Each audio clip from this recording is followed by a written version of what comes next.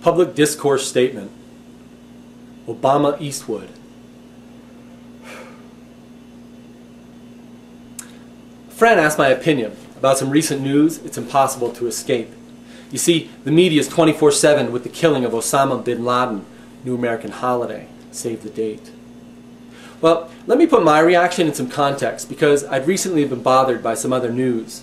You see, a NATO missile had just missed Gaddafi, but had blown his son and 3 grandkids straight out of their shoes.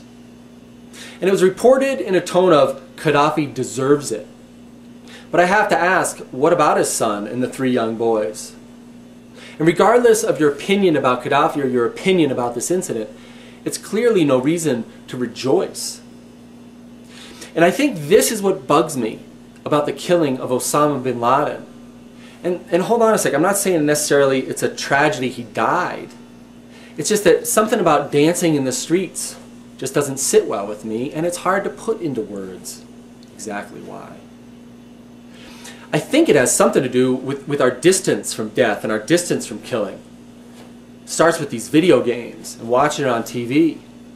I mean, I remember growing up and watching Clint Eastwood shoot down the bad guys, and they would die instantly and not even bleed. Well, I watched a friend die once, and it was messy. It was a long, drawn-out struggle, full of pain. And there was very little I could do to help her.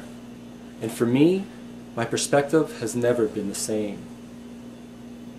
And I think this is the thing with bin Laden, so hard to put into words, is that a bullet above the left eye is messy, regardless of what you think he deserves. Now, on the day the Twin Towers fell, people around the world danced in the streets. Yeah, but they're barbarians, and we're so civilized. So easy and predictable. Each side judging and hating a people they'll never have to meet. Alright, well, here's where you draw the line. Because the victims of 9/11 were innocent civilians. These Muslims and terrorists, they have no respect for life. Well, can anyone give me the body count of Iraqi mothers and daughters and sons and fathers and husbands who died messy deaths directly from U.S. airstrikes? Alright, well, it's time for you to call me a traitor and say, hey, whose side are you on? I'm on the side of humanity, and I know that killing each other is always wrong.